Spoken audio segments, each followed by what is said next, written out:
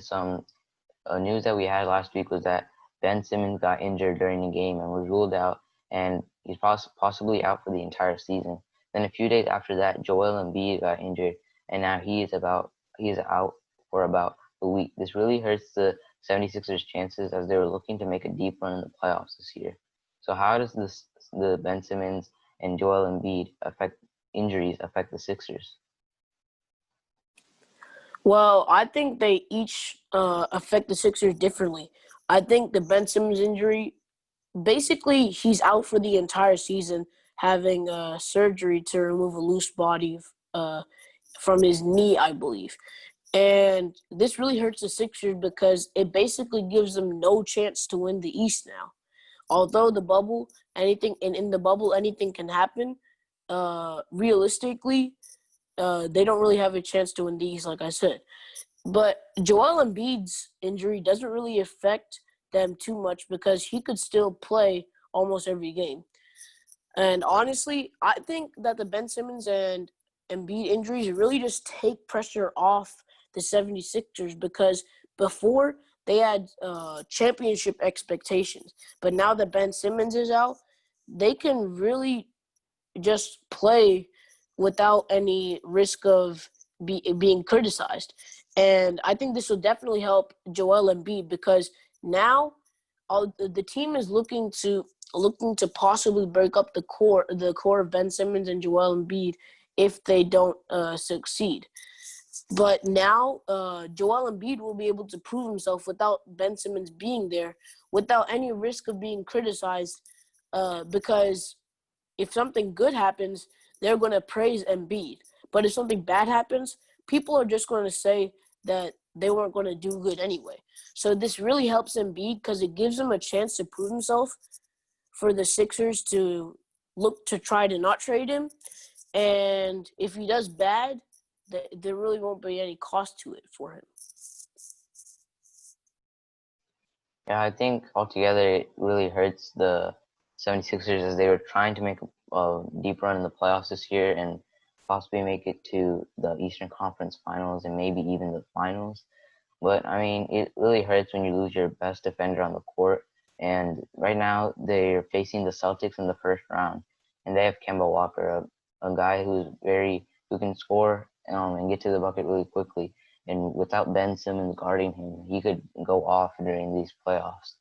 And with Joel Embiid, he might come back during these playoffs, and it doesn't. Joel Embiid doesn't really hurt them too much because they have Al Horford there, and I think he can protect the rim as well, and he can fill in Joel Embiid's role until Joel Embiid comes back from injury. And so I don't really see that big of an issue with Joel Embiid. But like you said, this doesn't really hurt them as much as it would have if all their players were healthy. And they're also a very young team, so they don't have much to lose here. Because next year and the years to come, they can possibly go and win and compete for the next 3 years. And for some of these other teams in the Eastern Conference, they really only have 1 or 2 years to compete. And I think with Joel Embiid and Ben Simmons out, the other players like Shake Milton and Shake Milton and players like Furkan Korkmaz, other players could step up during their absences. Yeah, I definitely agree with you there. I think, well, like both of us have said, the Simmons injury really hurts them. But I think this is really going to help Joel Embiid when he's able to come back healthy. And it'll really be able to open up things for other players. Although the team might not have as much success, I think specific players will be able to have more success, like Furkan Korkmaz, Shake Milton, Norvan Pell. I think a lot of these players will have more opportunities because Ben Simmons is out. It's not necessarily better for the team, but it is better for these specific players. Quick question: how do you think the playoffs have been set for the Eastern Conference, and how do you think the Boston Celtics and the 76ers are going to match up in the first round? Who do you think is going to win? And like you said, without Ben Simmons, Kemba Walker could go off. How do you think the Sixers are going to guard players like Kemba Walker or Jason Tatum? I think it will really be tough for the 76ers. The Celtics have many weapons in Jalen Brown, Jason Tatum, Kemba Walker, and luckily they don't have the Celtics don't have a great center. They have Daniel Theis, who's really good, but he is an all-star level, so they don't really have to worry about the center position. But for these other players, like in the on the wings, Jalen Brown and Jason Tatum, they could really hurt the 76ers. And I think they can possibly they could the 76ers could take them to maybe 6 games, but the Celtics will ultimately win. Well, I don't know if I'm gonna have to agree with you because I think we're both forgetting one player, and that's Josh Richardson. Josh Richardson is a great defender for the 76ers. He's a tall defender that could match up with Jason Tatum, Jalen Brown, or Kemba Walker. It really just depends. I think Shake Milton is a quality defender. They have multiple players on the wings that they can match up against these wing players on the Celtics. I don't know if they're going to win the series. I think it could really go to 7 games because each team has their own bit of talent. With Ben Simmons, I thought the 76ers would win, but without him, it could really go either way. I think it could go 6 or 7 games, like you said, but ultimately, we have to see who's going to win it.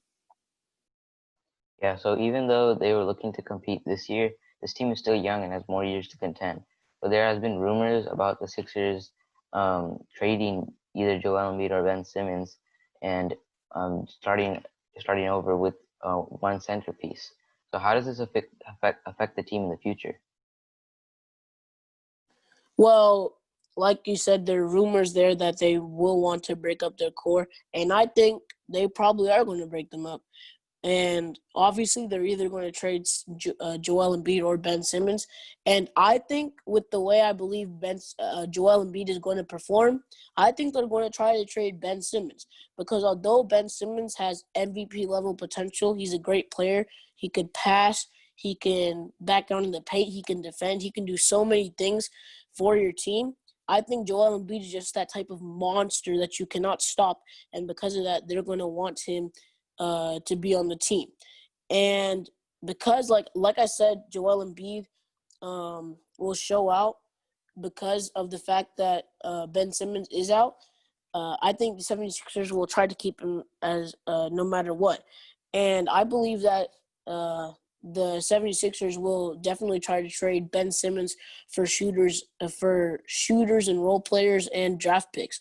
We heard about rumors that the Cavaliers are going to try to target Ben Simmons. I don't know if that's going to happen, but they definitely have the assets to do so. And I wouldn't be surprised if the Sixers also try to trade out of Al Horford's bad contract with another bad contract with the shooter like like um like Eric Gordon. Yeah, I mean, it doesn't really hurt them too much because, I mean, they're still young, like I said before, but it hurts them in a way, like, because they didn't have a great chemistry going into this Orlando bubble, and without their star players there, they really basically just wasted a season because they didn't really get their chemistry going, and they have to wait until next season to really get going and hopefully make a big step next season.